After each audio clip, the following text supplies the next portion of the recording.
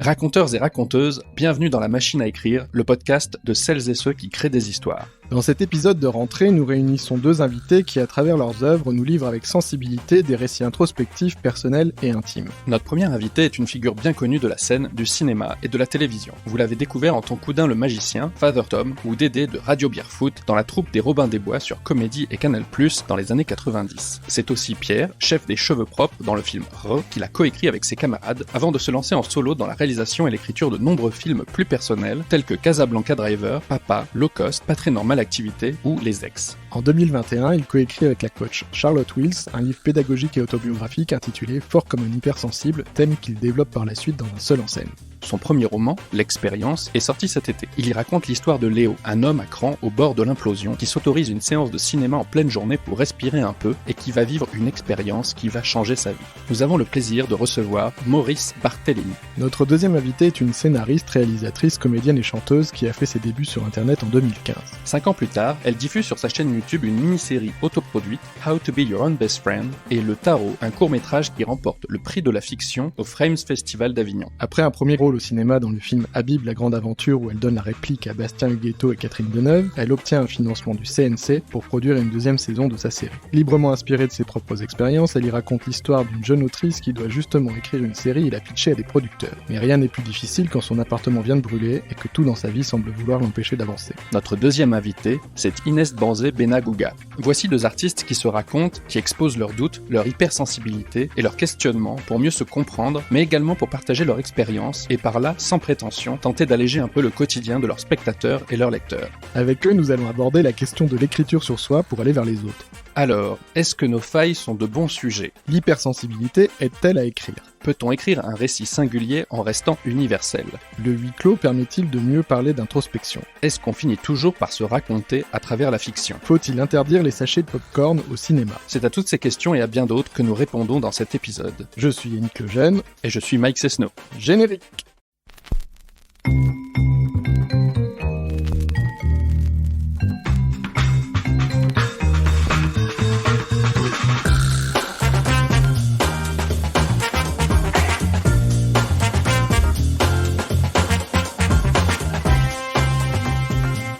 Alors, pour commencer notre podcast, nous avons une question traditionnelle. Qu'est-ce qui fait une bonne histoire ? Je laisse la parole à Inès. J'allais dire la même chose. Moi, je le raccorde à l'émotion. Tout le monde sera pas d'accord avec ça, je pense, mais c'est pas nécessairement ce qui arrive, le conflit, le but ou tout ça, même si c'est très important pour de la structure et tout. Moi, je trouve que ce qui est important, c'est à quel moment tu arrives à ressentir ce que le personnage, qui peut parfois même juste être un objet, si tu arrives à empathiser avec d'une manière aussi lointaine que ce soit, pour moi, il y a quelque chose qui est déjà de l'ordre d'une bonne histoire. Moi, je dirais que c'est, on ne sait pas ce qui va se passer. C'est-à-dire que, voilà, on vous raconte en une phrase l'histoire et la personne qui reçoit l'information se dit mais alors, qu'est-ce qui va se passer ? Donc, ça suscite à la fois de la curiosité et en même temps, voilà, on ne sait pas à l'avance comment ça va se dérouler. Moi, je dirais ça. Après, je regretterais sûrement ce que j'ai dit tout à l'heure. C'est peut-être trop simple. Et alors, en général, on enchaîne avec une question qui est de dire qu'est-ce qui fait une bonne histoire de science-fiction, de fantasy, de comédie. Mais pour vous, le thème est un peu plus difficile à cerner. Maurice, on a pris le thème de l'hypersensibilité. Il y a les affres du personnage de ton dernier roman. Inès, il y a ton personnage avec sa coloc, sa difficulté à vivre avec elle, à vivre tout court. Comment vous nommeriez le sujet de fond de ce qui vous anime dans votre œuvre ? Est-ce que c'est la différence, la difficulté à vivre, la quête du bonheur, trop plein d'émotions ? Ça parle de quoi finalement ? Je vais laisser encore Inès parler. C'est très pratique de la laisser. Comme ça me permet de réfléchir. Oui, c'est toute la technique. Pendant longtemps, quand j'écrivais, je me disais que mon thème, c'était la solitude. C'est vraiment ce sentiment-là que j'essayais de dépeindre avec How to Be, donc ma série. Et en fait, au fur et à mesure, c'était presque plus une espèce de forme de dépossession de soi et de quête de repossession de qui on est. J'ai l'impression que tout mon entourage est très perdu. Il y a un truc comme ça où à la fois, on a un peu tout pour être heureux et en même temps, tout pour être heureux. En tout cas, nous, on est plutôt des personnes assez chanceuses sur cette terre. Et bizarrement, il y a quelque chose, on dirait qu'on a loupé un truc. On est un peu dépossédé de ce sentiment-là. Et du coup, c'est comment est-ce qu'on le récupère ? Je pense que tout ce que j'écris est un peu basé sur ce questionnement-là. J'aime bien l'idée de la solitude d'Inès parce que c'est vrai que la plupart des personnages que je décris sont très seuls et que moi-même dans ma vie, j'estime que je suis quelqu'un d'assez solitaire. Donc il y a peut-être aussi ça, je dirais. Il y a pas mal de différences aussi sous toutes les coutures. Mais ça... toi, ta solitude, tu la cherches, non? Ah ouais, moi je la cherche, ouais. C'est ça. Alors, toi, Inès, est-ce que tu la cherches aussi? Moi, je cherche la solitude heureuse. D'accord. C'est ça que je cherche. Moi je dirais que c'est la solitude qui me rend heureux. La chance. Mais ce qui est assez contradictoire, c'est que j'aime aussi beaucoup la société, les gens autour de moi. Mais en revanche, moi, j'ai beaucoup besoin de solitude parce que c'est comme ça que je récupère un tout petit peu à la fois qui je suis et mon énergie. Justement, on va parler de l'hypersensibilité et de ce qui te touche. Est-ce que tu pourrais nous dire en quelques mots ce que recouvre ce terme ? Dans ces cas-là, je parle tout le temps de mon hypersensibilité parce qu'il y a plein de sortes d'hypersensibilité. Chez moi, c'est une pensée en arborescence, c'est-à-dire que vraiment, une idée en amène 4, qui en amène 8, qui en amène 16, bref, ça part un peu en feu d'artifice. J'ai une hyperesthésie, c'est-à-dire vraiment tous les sens un peu au taquet, trop de lumière, trop de froid, trop de chaud, trop d'odeur, trop de tout ça. J'ai une empathie importante. L'idée, c'est de toujours essayer de me porter au secours de ceux qui n'ont pas besoin de moi. Donc, ça me prend beaucoup de temps. L'intuition, ça va un peu de pair avec la pensée en arborescence parce que quand on a un sens de l'observation assez aigu, on ressent les gens, on ressent les situations, on ressent pas mal de choses. Ça se traduit aussi par ce besoin de solitude dont on parlait. Ça se traduit aussi par une créativité importante, voire même parfois éparpillée. Je connais. Ah, tu connais, voilà. Et puis, il y a quoi d'autre après? Il y a plein de petites ramifications. Il y a un problème d'estime de soi qui peut se poser. Il y a une fatigue importante aussi en fin de journée parce que on a carburé toute la journée, on est à fond. Et puis après, on est crevé en fin de journée parce que voilà, l'esprit a trop cogité. Bon, après, on va reparler. Il y a plein de trucs, petites composantes. Voilà, en gros. Comment tu l'as découvert chez toi ? Au travers d'un livre, quelqu'un m'avait conseillé un livre qui s'appelle Je pense trop de Christelle Petit-Colin en me disant tu serais pas un peu hypersensible, et moi je croyais que l'hypersensibilité c'était un peu de l'hyperémotivité, de la fragilité. Donc j'ai tout de suite répondu non. J'ai dit non, je suis un homme. Tu vois, le côté un peu cliché, je suis pas sensible, je suis un homme. Et en fait, pas du tout. C'est-à-dire que oui, évidemment, il y a une part d'émotivité, mais c'est surtout chez moi une hyper information, quoi, en fait. C'est-à-dire que j'ai une grosse parabole au-dessus de la tête qui fait que ça capte beaucoup de choses. Et le bon côté, c'est que ça va vite dans ma tête, et le mauvais côté, c'est que je sature très facilement. Comment est-ce que ça influence ta manière d'écrire ou de raconter des histoires maintenant que t'en as conscience ? Ah, elle est intimement liée. Je pense que je suis hypersensible depuis toujours, que c'est quelque chose qui m'a été transmis par mes parents. Petit, j'étais un gamin hyperactif, avec plein d'idées, plein d'univers, plein d'histoires à raconter,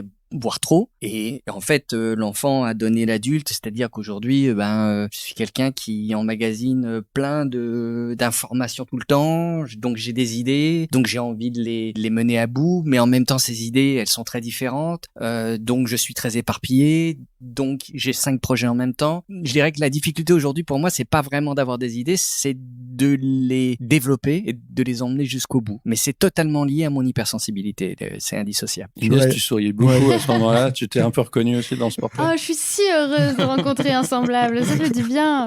Non, oui, je comprends très bien tout ce que tu dis. Je vois le truc de s'éparpiller, ce besoin de créer vraiment tout le temps parce que tu te dis ah, si j'ai cette idée-là, si je la commence pas maintenant, mais après à la fin, pour organiser tout ça, c'est tout un bordel. Donc oui, et même vouloir tout tester, tout vivre, tout explorer tout le temps. Dans ta série, ton personnage, il dit qu'il se bat contre des choses invisibles. Ah oui. Est-ce que c'est de ça dont on parle ? Et est-ce qu'à l'instar du personnage qui va, dans le premier épisode, pitcher la série devant le producteur, tu peux nous pitcher ta série pour que les gens la découvrent ? Ok, alors, pitcher How to be your own best friend, c'est l'histoire d'une fille qui est autrice et aime écrire des choses, c'est son métier. Elle a écrit un bouquin, en tout cas dans la nouvelle saison, elle a écrit un bouquin qui n'a pas trop marché, et dans la deuxième saison, elle doit écrire une série. C'est un peu la série qu'on regarde qu'elle écrit. Et elle vit en coloc avec une fille qui, elle, passe toutes ses journées en pyjama à rien faire. Et en fait, les deux s'entraident comme elles peuvent, en fait, pour faire en sorte qu'elles puissent écrire cette série malgré le fait que son appartement est brûlé au début de la saison. Voilà. Et c'est une web série sur combien d'épisodes et de quel type de format? C'est une série courte plutôt, mais en gros c'est 10 épisodes. Dans la première saison, les épisodes faisaient 3 minutes chacun à peu près. Et là, il y en a de 4 et le dernier épisode fait 11 minutes. Donc, en gros, t'as un programme d'1 heure. Donc on a fait un petit long métrage modeste, voilà. Mais donc oui, les trucs invisibles, justement à un moment, tu parlais de cette, du coup, dans ton hypersensibilité, moi il y a un truc que je ressens, c'est le fait qu'un détail va m'amener à imaginer 12 000 trucs et 12 000 possibilités, et pas souvent les meilleurs scénarios, pour ensuite devoir se rationaliser sur ah oui d'accord, alors j'ai vu ça, ça me fait penser que du coup ça va arriver, mais en fait pas forcément, ça pourrait être beaucoup plus sympa. Donc faut toujours essayer de se refocaliser sur le scénario positif. Il y a aussi ce truc-là qui est le fameux combat. C'est les trucs invisibles, c'est des choses qui n'existent pas, seulement dans ma tête. Ah, comment on fait quoi? Est-ce que tu as le sentiment que ce truc dans la tête, c'est quelque chose qui a tendance un peu à te dévaloriser, à rendre un peu négatif des idées? Oui. C'est ça? Ah oui, c'est plus ça va. En fait, c'est limite si je j'ai pas deux extrêmes. Je suis obligée pour contrebalancer des moments. Bah, en fait, c'est... Vous avez vu ma série? Oui. En fait, c'est vraiment moi qui parle à moi-même, et il y a en fait cette part de moi qui va me dévaloriser pour ensuite devoir me survaloriser presque à chaque fois. En fait, c'est la recherche d'équilibre que j'essaie d'avoir, mais qui est pas évidente. Parce qu'au début, le personnage, il va pas très bien. On a noté des phrases, on dit je n'arrive plus à sortir de mon indécision et de chez moi. Je n'ai plus de raison d'écrire, de me lever, d'exister. Ça part de quelque chose de vécu ou c'est dramatisé? Bah, c'est un peu des deux. En fait, je parle toujours d'une émotion qui est là, et ensuite j'essaie de lui trouver des choses à laquelle s'accrocher narrativement. Par exemple, le fait que son appartement brûle. Un jour, j'ai vu ça près de chez moi à Strasbourg. J'ai vu une gazinière complètement exploser sur le sol à côté de chez moi. Et en fait, il y avait un appartement pas loin où quelque chose avait brûlé. En fait, c'est un peu comment on vit le traumatisme quotidien, quoi. C'est genre, ok, quelque chose de terrible est arrivé, et pourtant, il va falloir continuer à vivre normalement. Ce qui se passe dans ma série, ça vient d'une émotion que j'ai vécue. Je pense que vu que je suis à un moment de ma vie de scénariste encore toute jeune, j'ai besoin d'avoir l'impression d'être très légitime dans ce que j'écris, donc forcément, je pars de moi. Mais par contre, après, j'ai essayé de lui donner la portée la plus universelle comme j'ai pu, tout en gardant un petit peu le format de la première saison que j'avais, qui était une espèce de test comme ça pour s'amuser avec des potes. Je pense que des grands scénaristes vont essayer de prendre une grande histoire et injecter eux dedans. C'est ce vers quoi j'aimerais tendre. Pour le moment, j'ai besoin de d'abord partir de moi et ensuite d'arriver à lui trouver de la structure et de la matière. Et Maurice, avant de faire l'expérience, on va y venir, tu as décidé du coup de faire un livre sur l'hypersensibilité, puis un spectacle. Qu'est-ce qui t'a poussé à vouloir communiquer là-dessus? C'est un peu le hasard. J'étais chez moi en Espagne pendant le confinement et j'ai fait un live sur Instagram avec la coach avec qui je travaille sur mon hypersensibilité. Je travaillais à l'époque parce que j'ai arrêté. Et quelqu'un de chez Michel Lafon a vu le live et m'a proposé d'écrire un bouquin là-dessus. Sur le coup, je me disais bon, pourquoi pas, vu que je suis en plein confinement, que je ne fais rien. Et donc voilà, on a écrit le livre à 3 avec Charlotte Vils qui est la coach. Sur le coup, moi je pensais que ça n'allait pas intéresser grand monde, ce bouquin. Et puis en fait, je me suis rendu compte qu'après le confinement, les gens avaient fait un peu un travail sur eux-mêmes. Et tout d'un coup, le sujet de l'hypersensibilité tombait pas mal. Et au final, le livre s'est super bien vendu. Ouais, donc c'était cool. Et qu'est-ce qui t'a poussé à en faire un spectacle après? Je me suis dit que je le ferais bien sur scène parce qu'il y a plein d'hypersensibles qui n'aiment pas lire et qui surtout aussi ont plein d'a priori sur l'hypersensibilité. Et je me suis dit tiens, je vais les prendre un peu par surprise. Je vais faire un mix stand-up conférence où je vais raconter d'autres choses que le bouquin pour que ceux qui ont lu le bouquin se retrouvent pas à écouter la même chose. Et en fait, c'était pas mal parce qu'il y a plein de gens qui accompagnaient d'autres amis et qui tout d'un coup découvraient des trucs par surprise. Et j'aimais bien l'idée de prendre les gens un peu par surprise en leur disant vous pensez que l'hypersensibilité c'est quelque chose qui est hyper à la mode et puis vous arrivez avec des a priori machin bidule et puis pouf il ressortait en se disant putain merde ça m'interroge. Donc ça m'a bien plu de le faire comme ça sous cette forme là. Ça faisait longtemps que j'avais pas fait de théâtre en plus donc je me suis mis une petite pile mais au final je ne recommencerai pas. Pourquoi? Parce que c'était horrible. Non, c'était pas horrible, mais c'était pour un hypersensible comme moi, c'était trop de douleur, quoi. C'est-à-dire de me retrouver seul sur un plateau en me disant tiens, il y a des gens qui sont venus me voir. Donc déjà, ça me mettait une sorte de pression. Et puis en plus, je remarquais que j'ai fait ça pendant 2 mois et demi, 3 mois. Donc c'est à raison de 5 fois par semaine et tout. Ça me prenait une énergie de ouf. C'est-à-dire que vraiment, les gens étaient tellement en attente de réponses et de voilà que je ressortais complètement vidé, et c'est la raison pour laquelle j'ai pas voulu de tourner derrière en disant non, en fait, ça y est, j'ai fait ce qu'il fallait faire. Quand tu faisais de la scène avec les Robins, et que t'étais dans une troupe et que c'était dilué derrière de la comédie et tout ça te prenait moins d'énergie. Ah oui. Tu ressentais beaucoup moins cette violence. Ah, totalement, ouais. Et puis avec les Robins, voilà, c'était une sorte de cours de récré, de famille, donc en fait, c'était que de l'amusement. Tandis que là, je sentais que les gens venaient, c'est le principe du stand-up en même temps, on vient voir la personne qui est sur scène. Mais donc du coup, moi, toute la responsabilité du temps des gens, en fait, ne repose que sur toi. Est-ce que tu vas leur donner? Exactement. Et puis il y a une attente, et est-ce qu'il faut pas les décevoir? Et puis bon, bref, il y avait tout ça. Et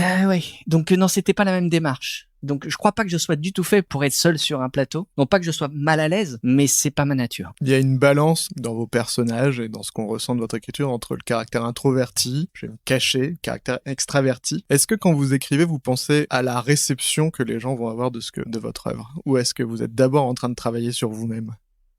Je vais laisser Maurice répondre et réfléchir un petit peu. Elle a compris la technique.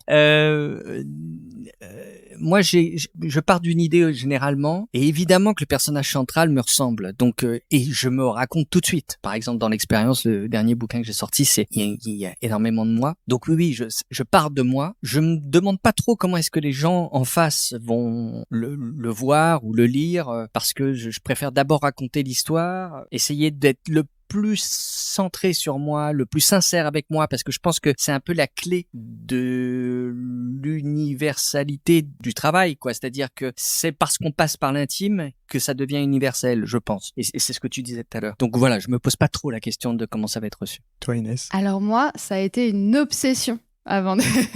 complètement à l'inverse. Justement, en fait, du fait d'être très, très, très sincère, d'essayer de toucher à quelque chose du plus sincère dans ce que j'ai écrit. Et aussi dans le jeu, en fait. Là, pour le coup, quand j'ai tourné How to Be, j'étais à une phase de vie qui était assez spéciale intérieurement. Et avant que la série sorte, je me disais, mais c'est limite c'est de la performance artistique, d'être aussi impudique. Les gens vont être très gênés, en fait, de ce qu'ils vont voir. Et en fait, j'avais pas la conscience de...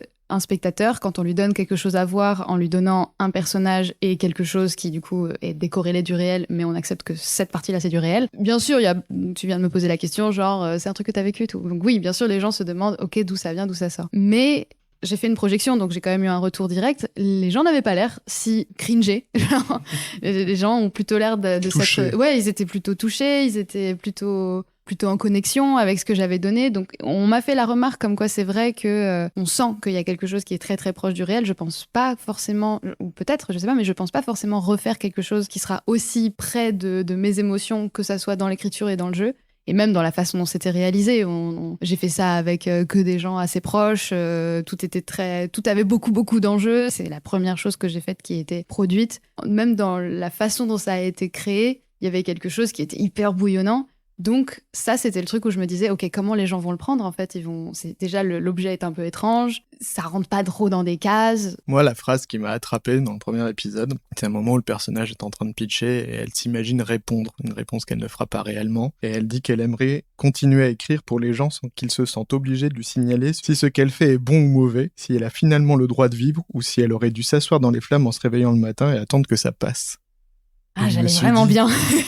Mais c'est très fort, mais je me suis dit, waouh, si la créatrice qui est derrière, elle ressent ça, elle est en train de nous livrer quelque chose de très puissant. Moi, j'ai fait How to Be pour pas trop aller voir ma psy parce qu'elle coûte un peu cher, j'imagine. En fait, là, je suis dans une phase où j'essaie d'assumer mon rôle dans la société et d'assumer que, ok, en fait, j'ai décidé d'être artiste, personne m'y a poussé. Donc, les gens vont devoir donner leur avis, mais je vais devoir faire avec et faire abstraction. Mais il y a eu une période où je me suis vraiment dit, c'est chiant quand même qu'on puisse pas juste faire des trucs et qu'on soit un peu obligé d'avoir cet aspect très critique sur tout. Qu'est-ce que t'aimes? Qu'est-ce que t'as aimé? Ah, ça, j'ai pas aimé. Il y avait vraiment ce truc-là où, en gros, dès que tu sors du cinéma avec des potes, il faut un avis. Et si l'avis n'est pas le même, enfin moi j'ai toujours un peu ce sentiment de devoir me mettre au diapason et tout et de pas pouvoir avoir mon propre avis. Moi je suis très peu déçue des films que je regarde. Moi j'arrive pas à avoir un avis négatif parce que je trouve qu'un truc existe, c'est déjà tellement un miracle qu'il existe. Et ça j'ai des potes qui genre pas me le reprochent, mais en gros je sais qu'ils sont pas du tout dans ce truc-là. C'est genre non, on a donné de l'argent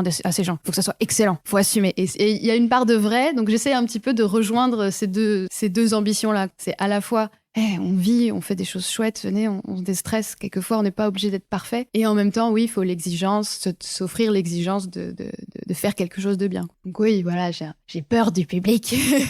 Mais bon, pour le moment, il est gentil avec moi, donc voilà. Et Maurice, après ton livre sur l'hypersensibilité, où tu étais le personnage principal, tu sors donc un roman qui s'appelle L'Expérience, qu'on va te demander de pitcher. Là, c'est l'histoire d'un gars qui est un peu au bout de sa vie, qui décide de rentrer dans une salle de cinéma pour faire une pause dans une journée pourrie. Et en fait, quand il va ressortir 2 heures plus tard, sa vie aura changé. Mais pas à cause du film qu'il va voir, à cause de l'expérience qu'il va vivre. Pourquoi est-ce que tu as choisi la fiction ce coup-ci ? Parce que ça parle quand même pas mal de toi derrière. Parce que je pense que j'avais suffisamment parlé de moi dans For Common Hypersensible, donc je m'étais dit, bon, là, on va partir vraiment sur un truc qui n'a rien à voir avec moi. Bon, évidemment, je me suis encore raconté. Surtout, j'avais envie de ressortir un petit peu toute l'expérience que j'avais vécue avec le bouquin précédent, où il y avait beaucoup de gens qui venaient vers moi en me demandant des réponses. Et moi, je disais, mais je ne suis pas thérapeute, j'ai juste raconté mon hypersensibilité, j'ai pas de réponse à vous donner. Et puis en fait, dans ma tête, je cogitais un tout petit peu. Et la seule réponse que je pourrais donner aux gens, c'est que parfois, les gens essayent de trouver des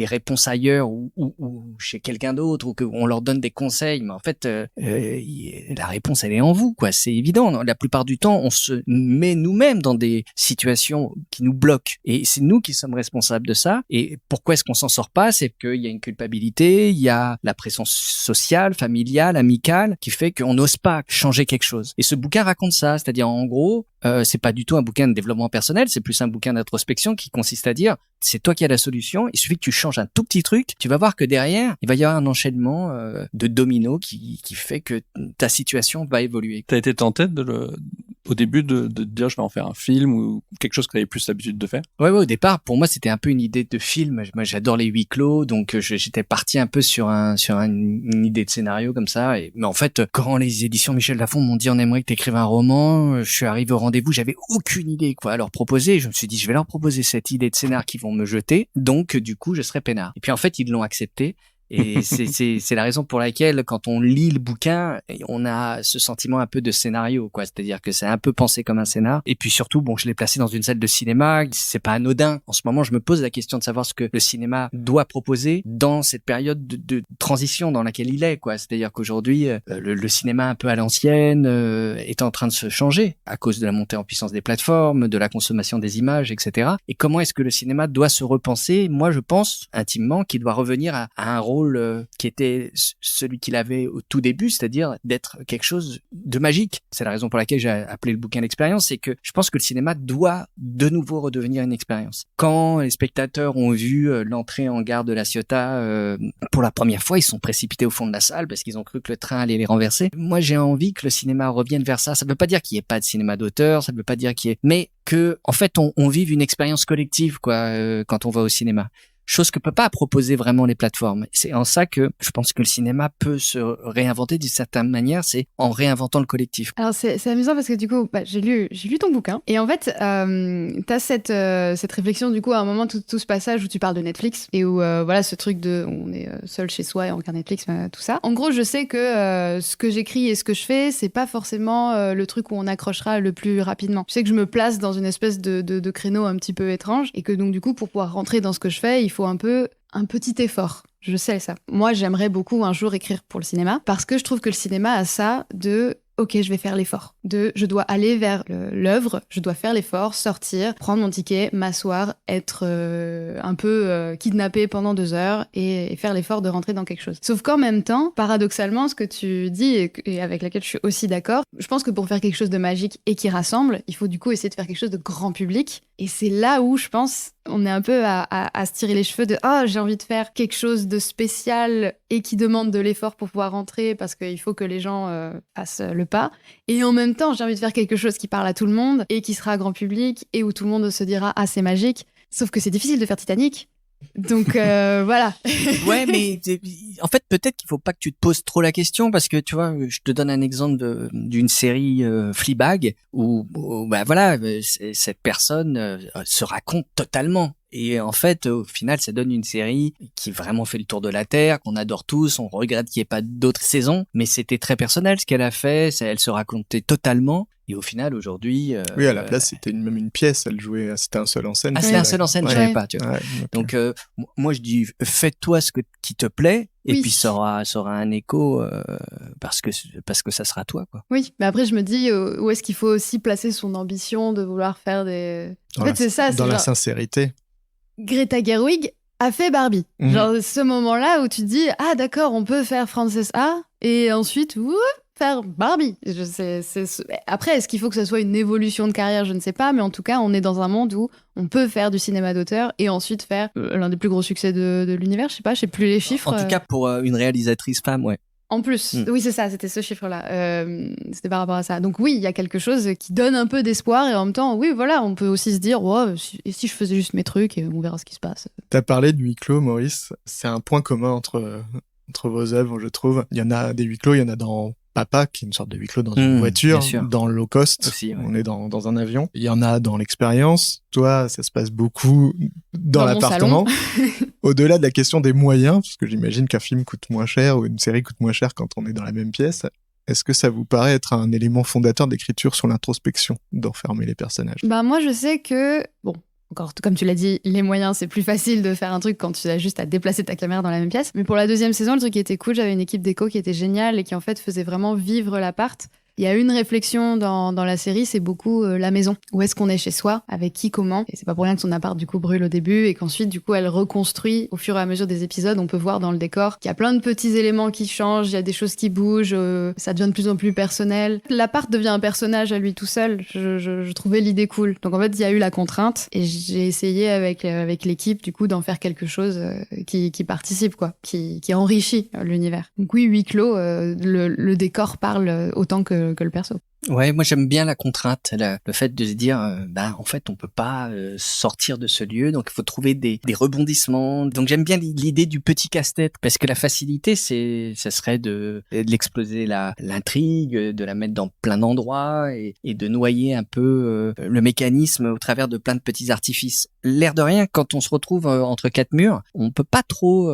tricher. Et en même temps, c'est une facilité. Ça permet aussi de rester concentré sur son intrigue, sur ses personnages, sur ce qu'on veut raconter. Et en plus, moi, j'adore les films de huis clos, quoi. J'adore ça. C'est mon petit côté claustrophobe. Ça me fascine et ça m'angoisse en même temps. C'est lequel ton préféré?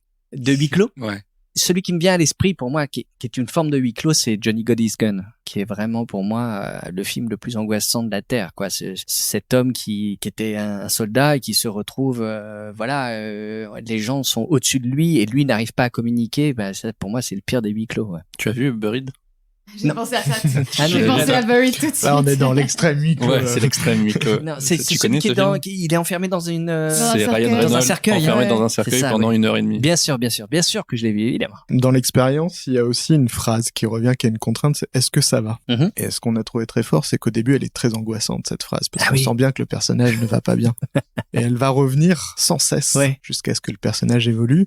Est-ce que ça, pareil, c'est une contrainte que tu t'es donnée au départ ou est-ce que c'est venu pendant l'écriture? Je crois que c'est venu pendant l'écriture et puis en même temps ça faisait écho à des choses qui j'aime bien le côté rengaine qui peut y avoir aussi dans Le Petit Prince, dessine-moi un mouton, où tout d'un coup voilà il y a quelque chose qui revient et c'est une façon aussi de pousser le personnage en lui disant est-ce que ça va, quoi, parce que c'est vrai que c'est un petit côté un peu angoissant. Généralement c'est vraiment la phrase qu'on sort le plus facilement au monde, tu vas bien, et les gens s'attendent à ce que tu répondes oui ça va, et puis dès que tu dis bah non pas trop, tout d'un coup tout le monde est gêné, se dit mais merde pourquoi il me raconte sa vie et donc j'aimais bien l'idée de la phrase très simple qui va susciter quelque chose de plus compliqué, quoi. C'est un refrain.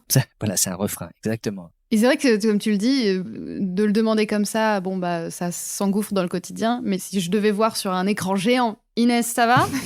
Je pense que là, ça serait un petit peu plus... Je me poserais un peu plus la question. Ouais. Et alors, est-ce que ça va? Ça va. Ouais. Tout à l'heure, tu as dit c'est surtout pas un livre de développement personnel.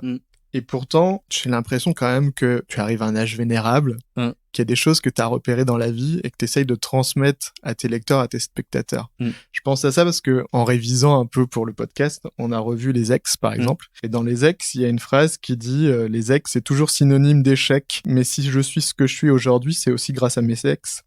Et à la fin, il y a mais les ex, tous les autres ex, ceux qui ont été bienveillants, généreux, ils sont beaucoup plus nombreux que ceux qui nous ont compliqué la vie. Finalement, il y a quand même des transmissions un peu positives. Et toi, Inès, t'as le personnage d'Eleanor Cost qui va faire l'andouille avec beaucoup d'instruments, mais qui va dire chaque petit pas sera un accomplissement, une réussite, et qui va la pousser à pas espérer l'absolu. Est-ce que vous essayez pas quand même d'aider les gens qui vous regardent? Je sais pas si c'est les aider, mais en tout cas de positiver les choses. Oui, hein. Aujourd'hui, moi, j'ai vraiment décidé dans ma vie d'être que dans le positif. C'est-à-dire, si on parle de mes ex, oui, effectivement, certaines m'ont un tout petit peu compliqué la vie, mais la plupart m'ont apporté énormément, que ce soit de l'amour, que ce soit de la bienveillance, que ce soit des connaissances, que ce soit des découvertes, des surprises, etc., etc. Aujourd'hui, la seule chose qui me fait bouger, moi, c'est d'essayer de faire en sorte que dans ce monde absolument anxiogène dans lequel on est, on puisse positiver, c'est-à-dire de dire putain, mais il y a plein de trucs cool qui se passent quand même. Arrêtons de sans arrêt nous focaliser sur ce qui va pas. Moi, je pense sincèrement que c'est un peu le rôle que, en tout cas, je me suis donné, plutôt que de transmettre. Je dirais, alors évidemment que je transmets d'une certaine manière sans le vouloir, mais en tout cas, c'est d'alléger un peu tout ça. Parce que je veux pas déflorer l'intrigue, mais par exemple, dans l'expérience, à un moment, le personnage envoie des SMS, on va pas dire lesquels, parce que c'est un moment clé, et on lui dit, et maintenant tu éteins ton téléphone, tu ne regardes pas si on t'a répondu. Ça, c'est un peu du coaching, presque. Merde, il va falloir que je l'enlève. Non, c'est une forme de coaching, peut-être, je m'en rends pas compte. Oui, tout ce qui est lâcher prise. Oui, c'est en fait, mais je me le dis à moi-même. En fait, moi, je suis totalement accro au téléphone. Hein. C'est un truc terrible. Je regarde mon téléphone à 4 heures du matin, à 5 heures, à 6. J'ai vu que t'es hyper réactif sur les SMS. Je suis à fond sur les SMS, sur Instagram. Bref, je suis vraiment totalement addict. Donc, c'est à moi que je me le dis. C'est vraiment à moi d'éteindre, de savoir éteindre mon téléphone pour me permettre soit d'arrêter d'anticiper, soit aussi de me déconnecter et de juste vivre ce que je suis en train de vivre. Et j'ai pas utilisé la phrase vivre l'instant présent, vous avez remarqué. donc voilà, mais c'est plus à moi que je me le dis qu'aux autres, en fait. Ouais. Il y a aussi un message à ceux qui regardent le SMS au cinéma. C'est vrai, ça je déteste. Mais au cinéma, il y a tellement de choses qu'il faudrait interdire. Le bruit du papier. Quelle est l'andouille qui s'est dit je vais mettre des suremballages, c'est ça. Des trucs dans un paquet. C'est ça, les pop-corn, les gens qui se font claquer les ongles. Le bracelet. La canette. La canette, le siège qui grince. Ouais, il y en a beaucoup. Ouais. Et toi, Inès? Alors, oui, il y a des petites phrases comme ça. C'est vrai que ce moment, Eleanor Cost, il est un petit peu... Je vais t'expliquer la vie. Il est un peu strict, mais je trouvais ça surtout aussi comique, en fait, le fait qu'elle, tout à coup, elle parte dans une espèce d'envolée comme ça. On peut pas échapper au fait qu'on va vivre des trucs qui vont nous faire plus ou moins du mal. Comment on fait pour les transformer? J'essayais de faire quelque chose qui soit pas trop fatal, de faire plutôt quelque chose qui soit proche d'un rythme de vie, en tout cas qui est le mien, donc forcément qui est celui d'autres gens. Donc oui, peut-être pas apprendre des choses, mais oui, comme tu l'as dit, rendre la chose un peu plus légère. Genre se dire, en fait, tu n'es pas seul, c'est normal, et tout va bien aller, ou peut-être pas, mais en tous les cas, c'est ce qui se passe, donc c'est tout ce qu'on a. Qu'est-ce qu'on fait avec ce qu'on a? T'as dit le mot fatal, et ça, c'est un autre point qui revient quand même dans vos œuvres. Ton personnage, Inès, il parle quand même souvent de cesser d'exister. Et toi, Maurice, ça te... Je vais bien, je vais très bien, tout va bien. Et toi, Maurice, tu dis dans ton livre que les hypersensibles, ils ont une conscience de la mort très aiguë. Est-ce que écrire, c'est aussi laisser une trace pour combattre cette impression qu'on va finir? Est-ce que vous vous dites, j'aurais laissé une œuvre? Évidemment. Je pense qu'il y a ce truc-là, c'est combattre cette angoisse de la non-existence en touchant un peu les gens. Ça, c'est le truc que je trouve le plus dingue, c'est que à ce stade de ce que je crée, je fais un peu partie de la culture de certaines personnes. Donc oui, je pense que ça m'aide un petit peu à me dire, ok, on est un peu sur le bon chemin, et si jamais je devais un jour cesser d'exister, bon, on aura au moins fait ce qu'on pouvait le temps qu'on était là. Moi, c'est un truc qui m'a beaucoup angoissée, le principe que les gens à un moment cessent d'être. Donc oui, j'imagine qu'on crée des choses pour pallier à ce sentiment-là. Ouais. Et toi, Maurice, qui fait partie de la culture d'absolument tout le monde en France.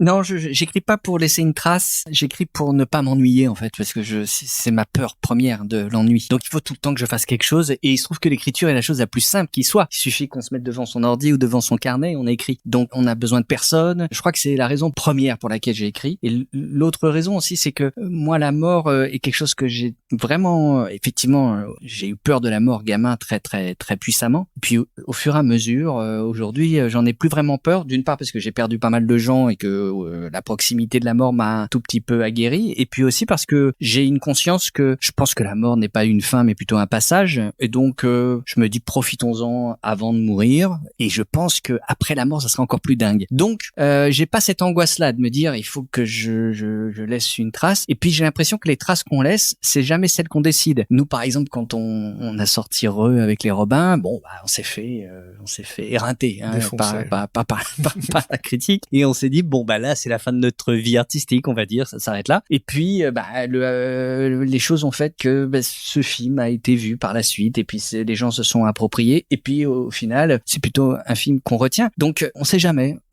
quand on sort un truc qu'est-ce qui va rester, qu'est-ce qui va disparaître, qu'est-ce que les gens vont retenir, qu'est-ce qu'ils vont garder pour eux. Alors moi j'ai aucune idée, et donc au final je me suis dit que j'allais juste continuer comme ça à m'amuser, et puis s'il y a des trucs qui restent, tant mieux. Il y a un film au milieu de ta filmographie qui a quand même un sujet sur la mort important qui est Papa. Ouais. Comment il vient ce film au milieu des autres, parce que il est un peu différent. Oui, il est un peu différent. Bah ça c'est moi, hein. C'est-à-dire que j'aime jamais faire ce que j'ai déjà fait. Et puis ce film-là, en fait, raconte un peu l'histoire d'une personne qui m'est proche, qui a perdu un enfant. Ouais, juste si tu peux juste redire en 2 mots de quoi ça parle. Oui, en fait, donc Papa, c'est un road movie que j'ai sorti en 2003 à peu près avec Alain Chabat. C'est l'histoire d'un père et de son fils qui traversent la France. Et en fait, c'est juste un road movie, et on découvre ce père et ce fils qui sont comme ça sur la route. Et petit à petit, on découvre le secret un petit peu qui partagent tous les deux, c'est que le petit a perdu son frère, le papa a perdu son fils, et donc c'est un deuil, en fait, c'est un voyage au travers du deuil. Ce qui m'a donné envie d'écrire ce bouquin, c'est que ma sœur a vécu ça, et elle a vécu un double deuil. Non seulement elle a perdu son enfant, mais en plus, elle avait pas le droit d'en parler, c'est-à-dire que un jour, comme ça, elle passe en famille voir des gens, et puis la personne qui les reçoit lui dit mais ça serait bien que tu parles pas de ce qui est arrivé. Et j'ai trouvé que c'était une telle injustice. C'est très violent. Que c'est fou quoi, comme façon de, et c'est très français hein, aussi, ce rapport à la mort. Mais il y a même ça dans ton historique familial, parce qu'il y a un décès dans tes aïeux. Oui, avec, très juste. C'est vrai que mon grand-père a été tué à la chasse par son frère, une balle perdue en Lorraine, et ça a été un sujet totalement tabou dans la famille, au point où mon arrière-grand-mère a écarté toute la famille de mon grand-père dans un coin de la propriété du château, parce que la culpabilité était telle, et que voilà, il fallait que cette famille disparaisse d'une certaine manière. Et c'est aussi un peu le sujet du prochain film sur lequel je suis en train de bosser, qui est aussi la légitimité. On parle aussi de mémoire. Bon, bref, c'est encore autre chose. Toujours est-il que oui, c'est ça qui m'a donné l'envie de faire ce film Papa, et qui fait qu'il est un peu différent des autres films, parce que il est plus grave, même si on se marre dans le film. Mais oui, ça parle d'un truc qui m'a touché, ouais. C'est ça qui est incroyable, il est hilarant. Genre, c'est vrai. Je l'ai vu du coup avant qu'on soit. Donc toi, t'as fait carrément tout. Moi, j'ai vraiment pas fait mes devoirs. C'est où t'habites, Maurice. Non, en gros, j'ai dit à mon coloc que du coup, je venais au podcast, et il m'a dit regarde Papa. Et effectivement, je l'ai regardé, et je me suis dit mais oui, c'est vraiment ça. Moi, j'ai beaucoup traversé la France en voiture avec mon père, genre vraiment de façon littérale. Et il y a plein de choses que j'ai trouvées hyper naturelles. C'est ce rapport, pas forcément gêné parce qu'il est très naturel. Le père connaît très bien son enfant, mais du coup oui, il y a ce truc un peu arrête de me faire des blagues et tout qui est super. Et aussi, ne serait-ce que ce moment où, on va dormir dans la voiture. En fait, ce qui se passe est un peu terrible. Je n'ai pas trouvé un lit pour mettre mon fils, et l'enfant est là. Ouais, trop bien. En fait, c'est un truc que j'ai vraiment expérimenté, et quand je l'ai vu, c'est la première fois que j'ai vu une image. J'avais oublié que je faisais ça avec mon père et mon frère. Mon père se mettait sur son siège, pas trop baissé, à tout habillé, et j'ai vraiment l'image d'Alain Chabat qui fait vup sur son truc, et toi t'es derrière sur la banquette, t'es bien, la personne essaie de faire au mieux, quoi. Il y a quelque chose que je trouve de vraiment hyper charmant, super. Voilà. Ah, c'est bon, j'ai pu le dire. Et pour finir sur ce sujet de la mort, dans l'expérience, Léo, il a un métier particulier. On va te laisser raconter. Il est cleaner, ouais. c'est un métier assez atroce, hein, mais c'est un métier. Voilà, les personnes sont chargées de nettoyer les scènes de crime et en même temps les appartements de personnes qui sont touchées par un syndrome de Diogène. On a affaire à quelque chose de dur, hein, comme métier. On rentre à la fois dans ce qu'il y a de pire, ce qui est le corps en décomposition, et puis en même temps, on est au fin fond de la maladie aussi. Donc je me disais que c'était intéressant que cet homme fasse le pire métier du monde. C'est sympa de... c'est sympa. C'est chouette. Oui, je vais réussir à faire une phrase pas ridicule.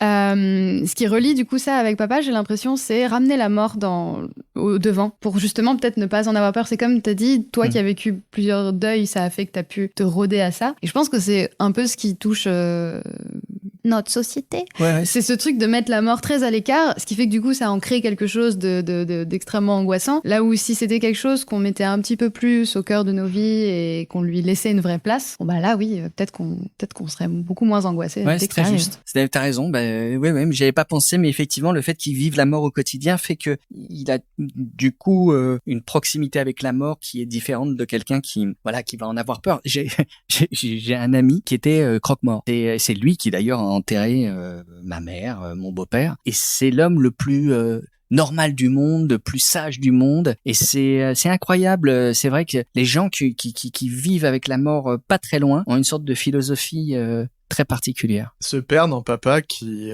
essaye d'être tout le temps drôle au point qu'à un moment son fils lui demande d'être plus sérieux et qui inverse les rôles. C'est un peu aussi le père dans l'expérience qui a un peu du mal à aller vers sa fille et qui doit surmonter des blocages pour lui parler. Et c'est moi aussi. Et voilà. Et on voit bien que le sujet des parents, il est quand même très important. Chez moi ? Chez toi ? Ouais, c'est un thème et assez... chez toi aussi. Ouais. Est-ce que tu peux nous parler de cette mère de ta série qui est quand même... interprétée par Muriel Combeau, qui est incroyable, qui a défendu... Moi, les 2 épisodes avec la mère, ils m'ont mis par terre, quoi. Oui, c'est le seul personnage qui n'est pas moi, qui revient plusieurs fois. Alors... Est-ce que c'est ta mère ? Et si oui, est-ce qu'elle l'a bien reçu ? Alors, en fait, ce que j'ai fait, vu que ça part de querelles qui ont effectivement existé, donc du coup, j'ai essayé de retranscrire ça à la fois de façon fidèle et en même temps pour que ça soit intéressant au niveau du dialogue et narrativement parlant, et que ça participe du coup de l'angoisse du personnage de pas se sentir en fait très reconnu. Alors, pour l'auditeur, on peut juste dire 2-3 mots, c'est la mère a tendance à valoriser sa belle-fille. Oui, il y a un rapport, c'est pas tant valoriser, c'est qu'il y a un rapport qui est beaucoup plus léger avec quelqu'un avec qui on n'a pas, déjà qu'on n'a pas créé en fait. Genre évidemment que c'est beaucoup plus simple, quelqu'un qui n'est pas du tout lié à toi et quelqu'un que tu as entièrement fait ou qui t'a entièrement fait. Bon bah oui, c'est sûr que ça crée un rapport un petit peu plus lourd de fait. Il y a quelque chose où on peut pas trop y échapper. Ce qui s'est passé, c'est que je voulais absolument que ma mère sache ce que j'allais faire. Donc on a lu, on est allé au resto et on a fait une lecture du script avec ma vraie maman. Et ça a été un moment, du coup, encore une fois, c'est trop méta, waouh. Donc c'était un moment très intense, mais j'avais besoin que ça soit fait parce qu'en fait, une fois qu'une chose est passée et une fois qu'elle est, on va dire, un peu digérée dans une relation,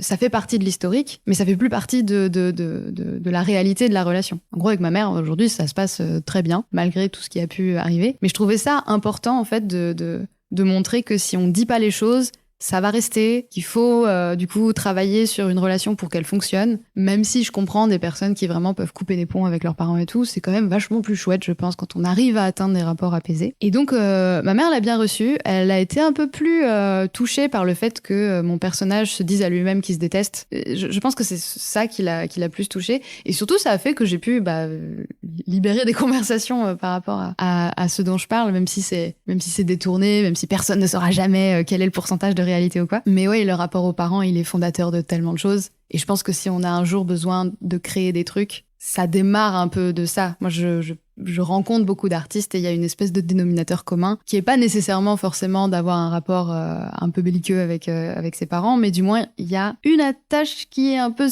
spicy, quoi. Il y a quelque chose qui se passe à ce niveau-là. Et je trouvais ça chouette d'en parler, pas forcément dans un grand drame familial, mais dans quelque chose d'aussi simple que une parole qui a pu être mal prise, quelque chose qui est si instantané et pourtant qui va créer quelque chose d'un peu terrible dans la tête de quelqu'un. Ta maman, elle est dans l'univers artistique ou pas du tout? Bah ça, c'est le truc marrant, c'est que mes deux parents sont très... Mon père dessine beaucoup, il faisait beaucoup de dessins et il écrit beaucoup. Ma mère, elle, adore la peinture, elle était très créative, elle chante extrêmement bien. Mais quand je leur ai un jour dit, en fait, je vais aller faire une fac d'art visuel, ils ont rien compris. Ma mère m'a toujours un peu mis devant ses potes, fait ce sketch de Gad Elmaleh, chante cette chanson, regardez comme ma fille, elle est trop stylée. Et en fait, quand je lui ai dit, en fait, je vais peut-être un peu faire ça de ma vie, là, il y a quelque chose où elle a un peu décroché. Parce que je pense que la plupart des gens, moi, je savais même pas que c'était un métier. Donc le jour où des portes se sont un peu ouvertes et où les portes commencent petit à petit à s'ouvrir de plus en plus, je pense que du coup, j'ai un peu ouvert un espèce de monde parallèle à parce qu'avec mes son rêve parents. de contrôleur des impôts, elle était très déçue. Ma mère, pour le coup, est vraiment infirmière. Un peu comme le personnage, mais du coup, il y a quelque chose qui fait peur, en fait, je pense, dans l'idée de créer. Donc non, mes parents sont pas du tout dans le milieu. Même moi, je sais même pas trop comment ça se fait qu'aujourd'hui je fais des trucs, même s'il y a un chemin, bien sûr. Mais eux, je pense qu'il y a quelque chose de très mystérieux dans ce qui se passe. C'est des artistes, mais qui n'ont pas pu assouvir certaines choses, j'ai l'impression. Ou peut-être que non, peut-être que justement, ils savaient que ça, ce serait pas pour eux. Maurice, là, on te parle et t'as l'air tout à fait calme et pas tout à fait prêt à retourner la table. Et pourtant, quand on regarde des personnages que tu aimes développer, bon, dans Les Robins des Bois, c'est un peu le personnage du petit nerveux, explosif. Dans Casablanca Driver, qui raconte l'histoire du plus mauvais boxeur du monde, on va dire, et qui est quelqu'un de socialement totalement inadapté. Un autiste. Le personnage, il passe son temps à péter les plombs. Et même le personnage de Alain Chabat dans Papa, il est toujours sur la ligne avant une crise. Qu'est-ce qui te plaît dans ce personnage qui est sur une crête avant de... Ah, parce que c'est moi. C'est-à-dire que je suis quelqu'un qui suis à la fois extrêmement calme et extrêmement speed, extrêmement serein, extrêmement anxieux. J'ai pas d'humeur fluctuante puisque je suis assez d'humeur égale là-dessus. Je suis pas quelqu'un qui va péter un câble en 2 secondes. Mais en revanche, j'ai toujours le sentiment de marcher sur une crête, quoi qu'il arrive, et que en fait c'est la raison pour laquelle je fais ce métier et que je développe aussi cet univers où à la fois je mélange de la comédie à du grave à de la comédie parce que il y a que ça qui me plaît, c'est le contraste, c'est l'équilibre, c'est de marcher sur un fil, c'est de prendre le risque de se péter la gueule. J'aime bien ce type de personnage. Après, avec le temps, je me suis vachement écarté du personnage un peu énervé que je pouvais avoir à l'époque des Robins. Aujourd'hui, je joue beaucoup moins, je suis beaucoup moins acteur et ça me va super. Et toi, Inès, en 2022, tu as pleuré 430 fois, paraît-il. C'est arrivé. Non, cette année, on a été pas très régulier dans le podcast parce que je me suis blessé, des béquilles. Mais toi, t'as été encore moins régulière que nous puisque tu as lancé un podcast qui s'appelle Combien tu pleures, qui a eu un épisode. Ah, moi qui pensais qu'on pourrait ne pas en parler. Mais je voudrais quand même que tu nous en parles. Alors, en gros... Déjà 430 fois. Oui, 2022. parlons de ça. Ouais. Non, du coup, une rupture, un changement de vie, plein de problèmes, ce qui fait que du coup, j'étais... on va appeler ça une dépression, ce qui a donné ce chiffre que je trouvais vraiment ahurissant. Et j'avais déjà fait le compte en 2016, et j'avais eu 79. Et déjà à cette époque, mes potes me disaient « Ouais, non, mais tu pleures trop, Inès. » Donc là, vraiment, quand j'ai lu 430, je me suis dit « Ok, il y a un truc. » Ça veut dire que tu notais C'est ça. quand tu pleurais? Oui, j'ai une note dans mon téléphone où, du coup, là, j'ai arrêté. Je me suis dit « On va s'épargner un petit peu le comptage. » Où j'avais cette note où tu notes la date, l'heure et la raison. Je me retrouve devant le... Pourquoi t'as commencé à faire ça? C'est une espèce de manière de contrôler, de quantifier, de se dire ok, il y a quelque chose qui est en train de se passer, j'ai besoin de comprendre en fait. Donc après, je m'étais dit que j'allais peut-être faire un diagramme, un tableau statistique et tout. Je l'ai pas fait parce que bon, voilà. Mais j'ai aussi pris des vidéos de moi en pleurant, ce qui est un peu. Alors, je comprends que ça choque un peu des gens. Les gens sont un peu. C'est un truc qui se fait beaucoup sur TikTok aujourd'hui, c'est de montrer un peu sa tristesse. Je m'intègre vachement bien dans mon époque, j'ai l'impression. Et en fait, je me suis dit, bon, j'ai ça, j'ai pas envie de les poster toutes nues, quoi, c'est un petit peu étrange. Et j'avais envie de parler de ça. Au début, je voulais en parler avec mes copines, parce que j'avais demandé à mes copines, ça vous dit de faire la même chose. Elles ont abandonné vite fait. Donc, je me suis retrouvée toute seule à compter mes trucs. Et je me suis dit, bon, ça serait cool d'en faire quelque chose, d'en faire un objet. Donc, je me lance dans ce truc de podcast, un peu comme tout. Genre juste en se disant, ouais, on verra, c'est bon, j'ai rien préparé, on y va. Donc j'enregistre un épisode avec une amie qui s'appelle Juliette. Et ensuite, je prends mes vidéos où je pleure et j'en fais un petit teaser que j'ai balancé sur Instagram qui fait 300 000 vues. Je suis tétanisée, j'arrête. Je pleure. Je pleure.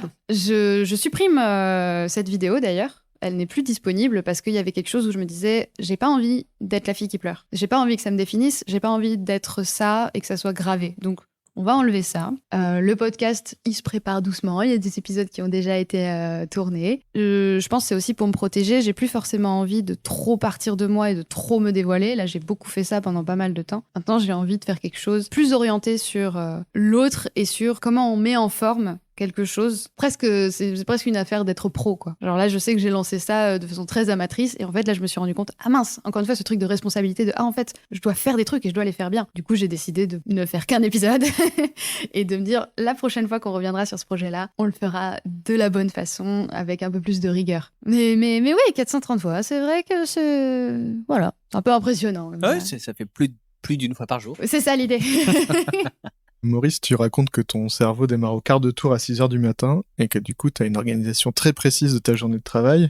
Quel est ton processus créatif? Comment tu fais? Est-ce que tu vas dans un bar? Est-ce que tu écris chez toi? Un carnet? En fait, faut pas que j'ai le sentiment de travailler. Si dès que je me mets dans une situation où j'ai le sentiment de travailler, quand j'écris, pas quand je réalise un film parce qu'évidemment qu'on bosse, mais quand je suis seul, faut pas du tout que j'ai le sentiment. Alors déjà le bureau, ça m'angoisse. Le fait de me mettre derrière un bureau devant un ordi, là je me dis ah bah là c'est sûr que je vais bosser, là c'est clair, tout est là pour que je bosse. Donc je vais me mettre sur une autre table. Je vais me mettre sur la table de la cuisine, sur la table de la salle à manger ou sur une table de café pour vraiment avoir le sentiment de ne pas bosser. Et puis là je vais noter sur mon téléphone ou alors je vais prendre un carnet. Mais il faut pas que je bosse. Et c'est ça qui m'ennuie. Il y avait un auteur américain qui s'appelait Robert Benchley qui a écrit un super texte sur la procrastination, c'est-à-dire c'est vraiment le sentiment dès que t'es en situation où il faut que tu t'y mettes, tu fais tout pour ne pas le faire. Et c'est ce que j'essaye de faire, c'est-à-dire de passer par le plaisir et en fait, c'est l'air de rien, on arrive à travailler comme ça. Mais ce que j'essayais quand même de faire, c'était de me bloquer 2-3 heures par jour en me disant, bon, bah, cette heure-là, ces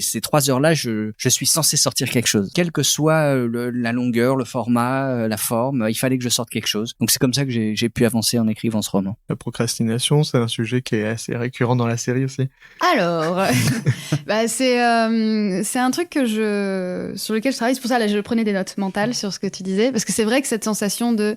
En fait, c'est ça. Quand je fais quelque chose et qu'il y a juste un pur plaisir créatif, je peux passer 6 heures dessus. Je n'ai pas regardé mon téléphone une seule fois, c'est merveilleux. Par contre, quand tu sens que là, il faut absolument que ça arrive, en fait, tu vas te mettre sur ton téléphone, tu vas tourner tu vas faire les 100 pas dans ton appart, tu vas être là, ok, bon, qu'est-ce que je fais? Tiens, je vais faire la vaisselle. Il y a vraiment ce truc-là qui est très compliqué et du coup, tu arrives à la deadline et là, tu te mets en deadline mode. Et tu fais tout. Et évidemment que à la fin, quelque chose existe et c'est super, mais par contre, tu l'as fait dans une certaine forme de souffrance. Et j'aimerais énormément pouvoir sortir de ça et me trouver un rythme. C'est ça, en fait, c'est la recherche du rythme. Donc, ce que je fais, moi, c'est genre le matin, déjà, il y a des choses que j'arrive à faire quand même tous les jours. J'écris tous les matins, je fais du sport, tout ça, histoire de se mettre un petit peu... J'ai un peu écumé toutes les vidéos, justement, de développement perso que j'aime pas, mais qu'il y avait quelque chose que je me disais, bon, bah, peut-être qu'il y a une solution là-dedans, donc on va aller la chercher. Mais c'est vrai qu'à la fin, j'ai besoin de contraintes. J'ai besoin que la contrainte soit là. Et ça, c'est vrai que la seule chose que j'ai trouvée, c'est de travailler avec des gens autour d'une table.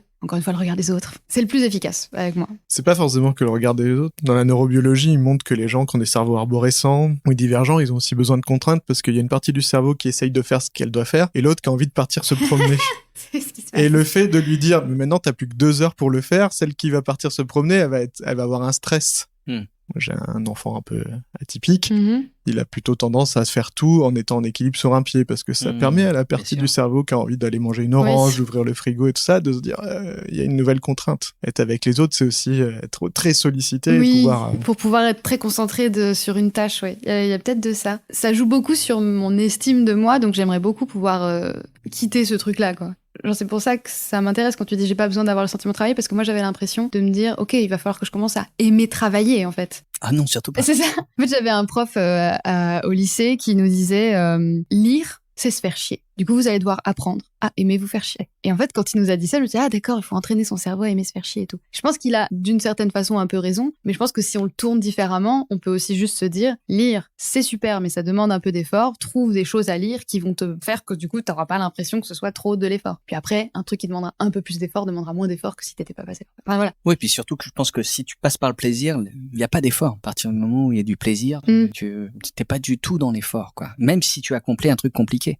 J'aimais bien bien tout à l'heure quand tu disais que, je sais plus à quel moment tu disais un truc sur le fait que quand tu parlais du cinéma et tu disais que c'est déjà super de sortir un film et que déjà en soi, toi en tant que spectatrice, tu trouves que c'est super que la personne ait abouti son film. Ouais, mais c'est hyper juste. Mais en fait, c'est vrai que quand on fait un film, c'est compliqué, quoi. On a affaire à 36 000 personnes, on peut rater son film à plein d'étapes, etc. Mais en revanche, si on prend les choses par le plaisir, putain, c'est hyper faisable, quoi. Ça sera jamais perdu. Est-ce que t'as un conseil, Inès, pour les gens qui voudraient démarrer? Parce que toi, t'as quand même fait une web-série quasiment toute seule, t'as publié sur YouTube, et puis du coup, ça t'a fait repérer, t'as obtenu un financement du CNC, une production avec Updated, qui s'occupe de choses assez connues par ailleurs, Stromae, c'est une belle maison de production. Est-ce que t'as des conseils pour celui qui voudrait démarrer demain? Commencer simple. Commencer très simple à partir de ce qu'on a. Parfois, j'ai le regret de pas avoir forcément fait une école qui serait spécialisée soit dans l'image, soit dans l'écriture.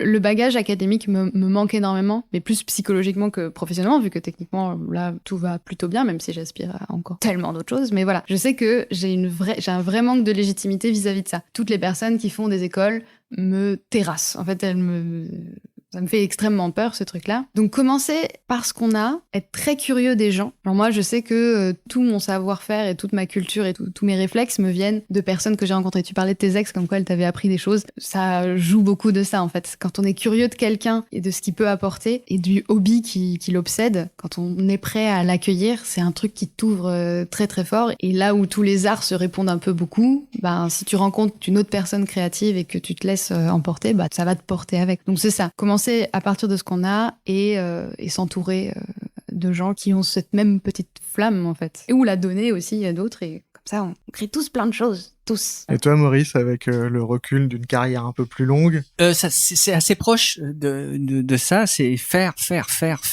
tout en faire. En fait, à partir du moment où vous êtes convaincu que vous êtes fait pour ce job, allez-y, quoi. Sous toutes les formes. N'écoutez pas trop les gens qui vont vous dire c'est trop compliqué, il n'y a pas de place. Il faut avancer avec une conviction mais totalement indestructible et croire vraiment en son envie, son besoin de faire le métier quel qu'il soit. Et c'est vrai que aussi il faut s'entourer aussi, c'est important. Moi, à l'époque où je me suis retrouvé au cours Florent avec les Robins, en fait il y avait toute une génération d'acteurs et d'actrices qui bossent aujourd'hui, que ce soit je sais pas Édouard Baird, Éric Ruff, Kiberlin, Elsa Silberstein, il y avait 35 personnes qui bossent aujourd'hui, quoi. Et Laurent Lafitte. Donc en fait c'est hyper important de se créer une équipe parce que ça permet de se remonter le moral et tout. Mais c'est surtout, moi je dirais, la conviction, quoi. C'est-à-dire qu'on n'est pas obligé de faire ce métier non plus. On peut faire tous les métiers qui sont intéressants. Donc il y a parfois des gens aussi qui se focalisent parce qu'ils se disent je veux être célèbre, je veux gagner de l'argent. Ce qui n'est pas un but en soi. Ce qui compte, c'est vraiment d'être certain ou certaine que c'est vraiment le métier qu'il faut faire, quoi. C'est vraiment joli, ça. Non, moi je voudrais juste ajouter un truc. Vas-y. Au début de notre rencontre, Inès se posait la question de savoir si elle était hypersensible. À la fin, je peux vous dire qu'elle l'est, mais alors, c'est-à-dire que tout ce qu'elle a dit était lié à son hypersensibilité. J'ai droit à un Stempel. C'est bon. On avait un peu cette C'est un intuition. peu pour ça qu'on s'est dit que ça allait matcher entre vous. Chers amis, on arrive à la fin de l'épisode. Il va être l'heure de nous quitter. Un grand merci à vous. Au Au revoir, merci. beaucoup. Merci. C'est ainsi que se termine cet épisode de La Machine à écrire. On espère que vous avez passé un bon moment avec nos invités, qu'on remercie chaleureusement pour leur temps et leur générosité. On vous invite à découvrir le roman de Maurice, L'expérience, aux éditions Plomb, et la série d'Inès, How to be your own best friend, sur YouTube. Vous trouverez les liens dans la description de cet épisode. Nous tenons une nouvelle fois à remercier la Société nationale de bande dessinée, l'atelier de Mathieu Sapin et Christophe Blin qui nous hébergent pour l'enregistrement du podcast. Pour ne rien manquer des actualités du podcast, et pour avoir de quoi lire, rire et vous émouvoir, vous pouvez vous abonner à notre newsletter 5 bonnes histoires le vendredi. Chaque vendredi, donc, nous vous partageons 5 récits marquants et étonnants, sélectionnés avec amour par nos soins. Des livres, des BD, des films, des spectacles, des documentaires, de quoi vous émerveiller et vous divertir. Vous trouverez le lien pour vous abonner à la newsletter dans la description de cet épisode. Vous pouvez également nous suivre sur vos réseaux sociaux préférés. Nous sommes présents sur Facebook, Instagram et Twitter. Si vous souhaitez nous soutenir et nous aider à continuer le podcast, le mieux c'est de parler de La Machine à écrire à votre entourage. Le bouche à oreille est le meilleur moyen de nous faire connaître. Vous pouvez également nous laisser plein d'étoiles et un gentil commentaire commentaires sur Apple Podcast et Spotify afin de nous aider à grimper dans les classements, c'est très utile pour nous. Pour finir, nous vous remercions pour votre fidélité et vos messages qui nous font toujours plaisir. On se quitte cette fois en chanson avec Inès Banzé-Benagouga et Nicolas Hugues et on vous dit à la prochaine. À bientôt!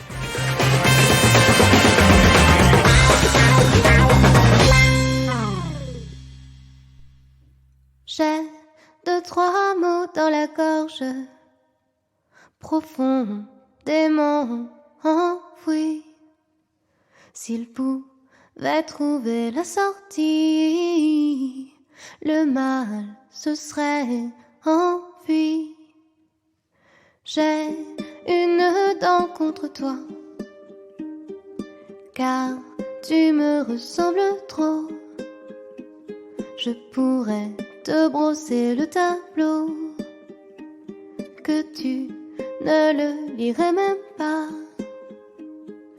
J'ai les yeux au bord du vide, ternés, teintés de froid, cernés, embués de fumée, qui cherchent sans cesse ta voix.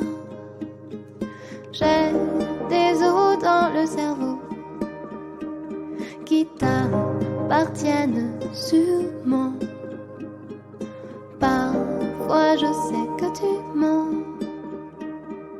quand tu dis que je le vaux. J'ai l'esprit décomposant, absent, élémentaire. Il s'évapore dans le temps, c'est pour faire taire les sentiments. J'ai du sel sur mes blessures, le sucre je ne l'ai pas trouvé. Il faudra encore quelques brûlures pour savoir qui je suis, où je vais. J'ai le sang en émotion, ça fait comme des palpitations. Pas fini d'imaginer un love où tu n'existerais pas. J'ai les larmes comme des bulles, un incendie partir. On voit la maison qui brûle, celle qu'on pourra reconstruire. J'ai 2-3 mots dans la gorge, profondément enfouis, à travers le son d'une chanson. Je rêve que tu auras compris.